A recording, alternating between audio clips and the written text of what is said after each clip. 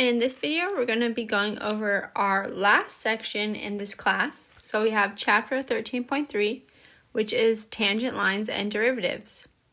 So a tangent line is a line that just touches a curve at a point.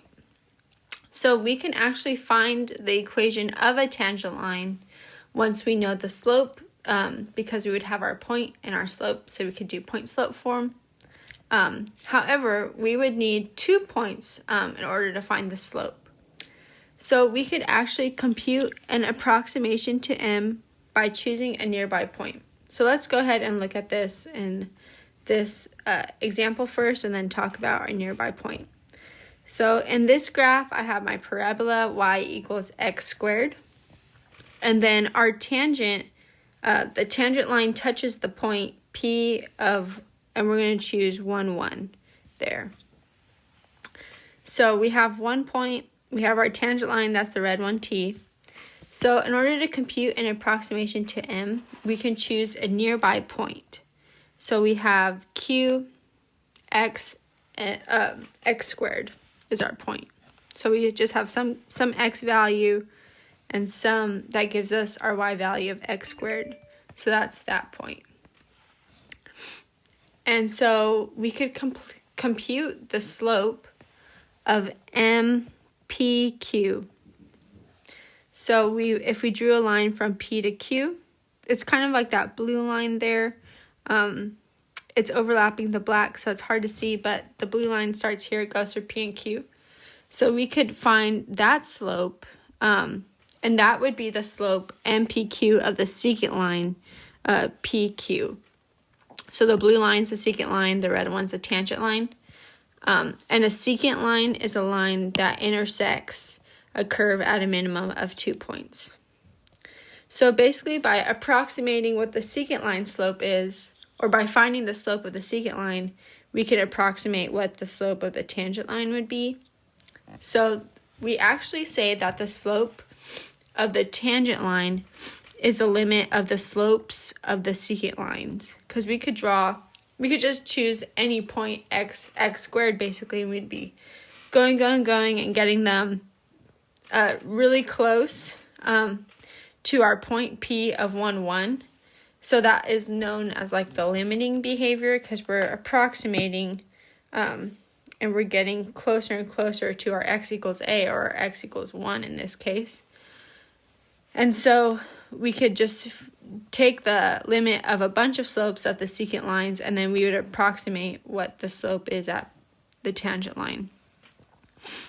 So basically we choose an x such that x doesn't equal 1, so that Q wouldn't equal the point P, because then we would have the same point, and we want to find 2 different points in order to find the slope.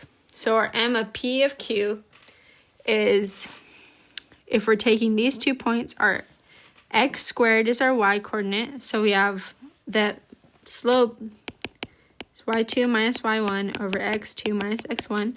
So our y2 is x, our y1 is 1, and then our x2 is 1, and then our x1 is 1. So the equation for the slope is the x squared minus 1 over x minus 1. So now we let x approach 1, so the limiting behavior as x approaches 1. So Q approaches P along the parabola. So basically as x approaches 1, it's getting closer and closer to 1, right? So figure 3, this figure here, shows how the corresponding secant lines rotate about P and approach the tangent line T. So as we get our Q closer, so here we have our Q here, we're bringing it closer and closer and closer to P, basically.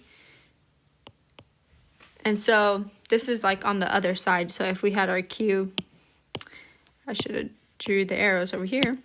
We have our Q coming from P from this side, which is like our limiting, right? We have our right hand limit, and then we have our left limit, right?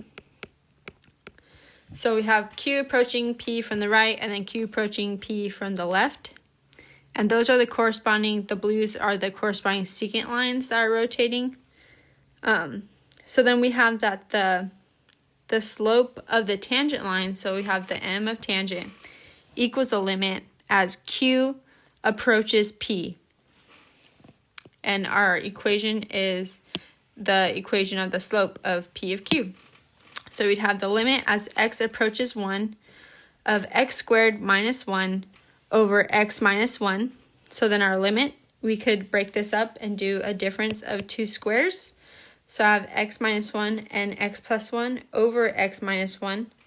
Our x minus 1's cancel, and then I'm left with the limit as x approaches 1 of x plus 1, which is 1 plus 1 equals 2. So this is the slope of our tangent line found by taking the limit of the slopes of the secant lines. And so now we could use point slope to find the equation of the tangent line. And again, just clarifying again what this, so this is like the slope of secant lines, because we could plug in, we left x and x squared kind of just like as any number on the parabola, and so we could basically approximate what it would be as x approaches 1 from the left and right, so different q values basically, and that's how we got our 2. So now we have our slope, so we can use point slope. So our point slope is y minus y1 equals m parenthesis x minus x1. So our p was 1, 1, so I have y minus 1 equals 2 times x minus 1. So the slope, so that's our point slope equation. So the slope of the tangent line to a curve at a point is the slope of the curve at that point, is like another way of that is usually said about it.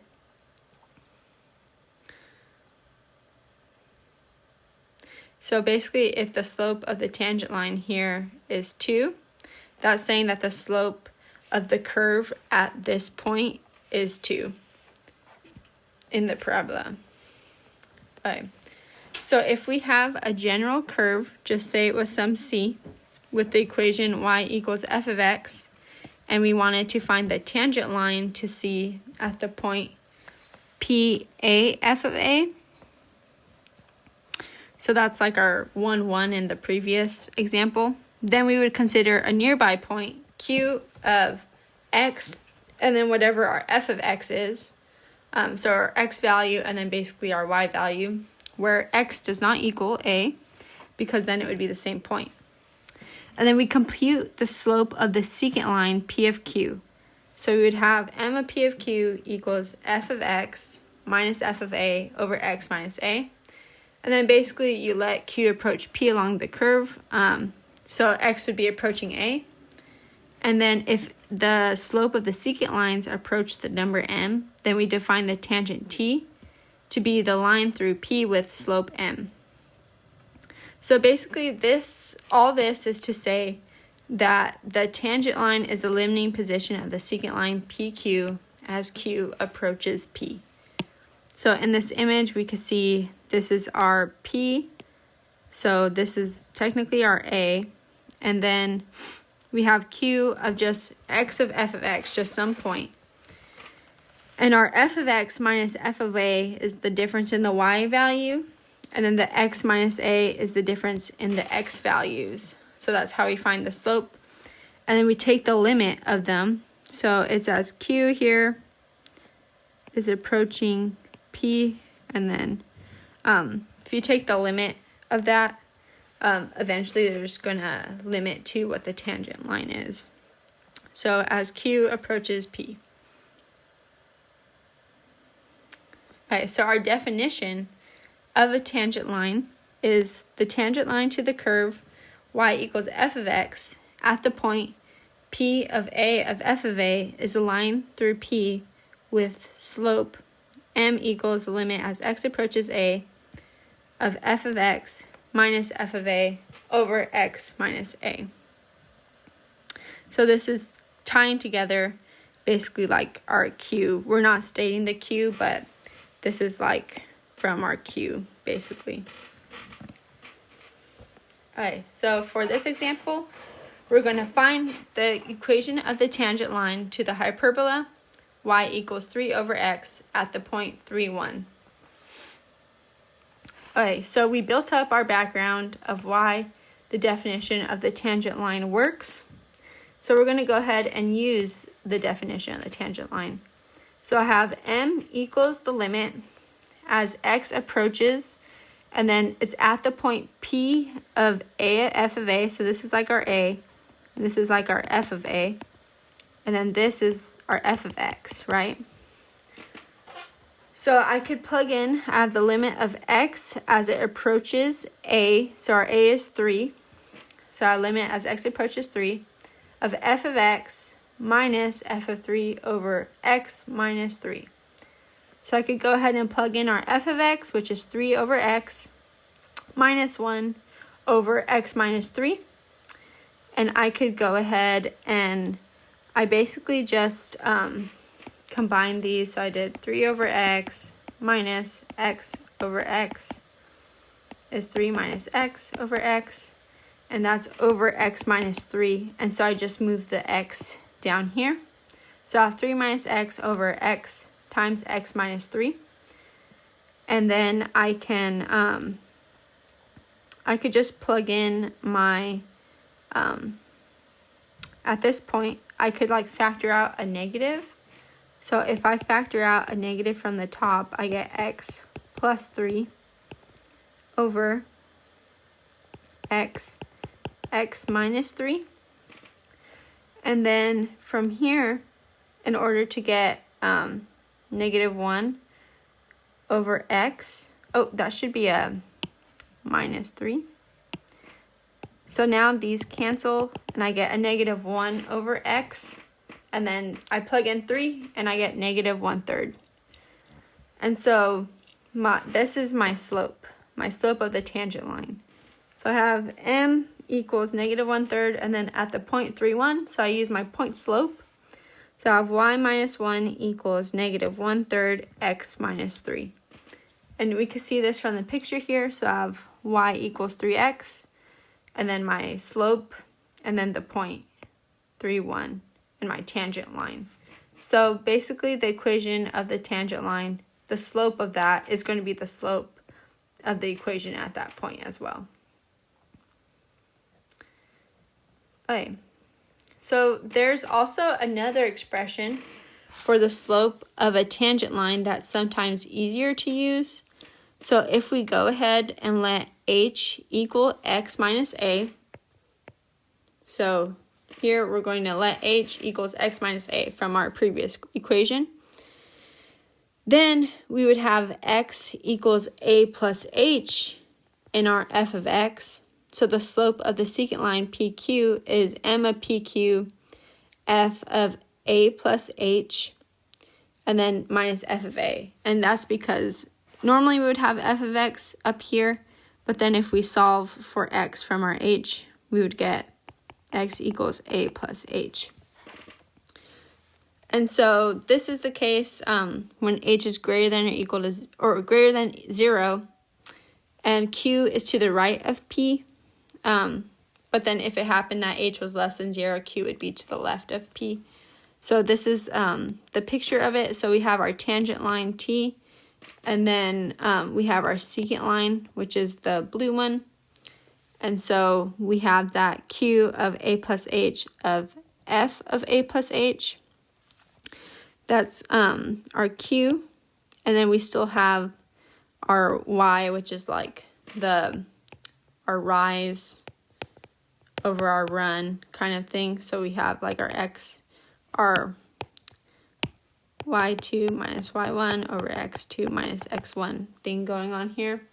And then we have a of a plus h. Our h is x minus a on the bottom. So it's this difference, it becomes h. Okay, so this is just another way of looking at it if we're letting h equal x minus a. And that's usually easier to do because we could take the limit as h approaches 0. So as h approaches 0, we would basically be getting closer and closer and closer to the point A.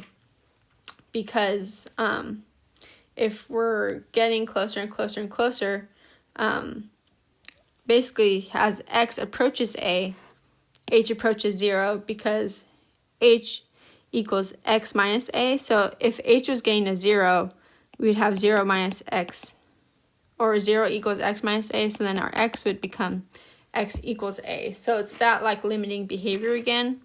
So then the slope of our tangent line, we could use this now. Okay, so this is just another way of thinking about it. So we're going to do another example using this method instead. So we're going to find an equation of a tangent line to the curve y equals x cubed minus 2x plus 3 at the point 1, 2. So I have m equals the limit as h approaches 0. And I can plug in, basically I'm plugging in a plus h every time I see an x here for my f of a plus h. So we've done this before, doing kind of composition of functions in previous sections. And I've actually had a problem where I've asked you guys to plug in like x plus h and then like simplify it. So here we have a plus h. So I have f of, I'm going to be plugging in, my a is 1. So I'm going to be plugging in 1 plus h every time I see an x in my f. So I'm going to do 1 plus h cubed minus 2 times 1 plus h plus 3 minus, and now I'm going to plug in a 1 every time I see an x. So I have 1 cubed minus 2 plus 3. And then now I'm going to take the limit as h approaches 0. But I'm going to go ahead and do some algebraic simplifications first. So I multiply everything out. So I get 1 plus 3h plus h squared plus h cubed minus 2 minus 2h plus 3. And then this is 2, so it's minus 2 over h. Combine all my h's and I get h plus 3h squared plus h cubed over h. And then I could factor out an h. So I get h squared plus 3h plus 1 over h. So then my h's cancel. And I get the limit as h approaches 0 of 1 plus 3h plus h squared. I plug in 0, so I could use my direct substitution because this is a polynomial now. And before I couldn't just plug in h equals 0 because I had an h on the denominator. But now I can, so I get 1. So my slope is 1, and then I'm going to use the point 1, 2 in my point slope form. So I get y minus 2 equals 1 times x minus 1. Okay, great. So now we're going to give this our limit that we were talking about with the a plus h. This limit occurs very widely, and in calculus it's given a special name, and we call it a derivative. So this is the definition of a derivative. So this is extremely important in calculus.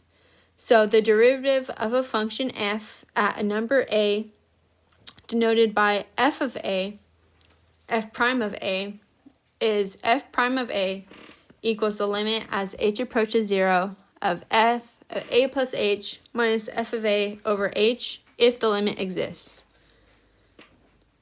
Okay, so in this example, we're going to let f of x equal the square root of x, and we're going to go ahead and find the definition or find the derivative using the limit definition of the derivative. So we're going to find our f prime of a.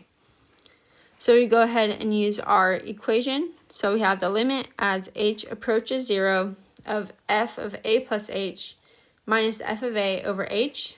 So I have the limit. So I could plug in basically wherever I see an x, I'm going to plug in a plus h into my function. So if I had square root x plus x, I would have square root a plus h plus a plus h. But here I just have square root x.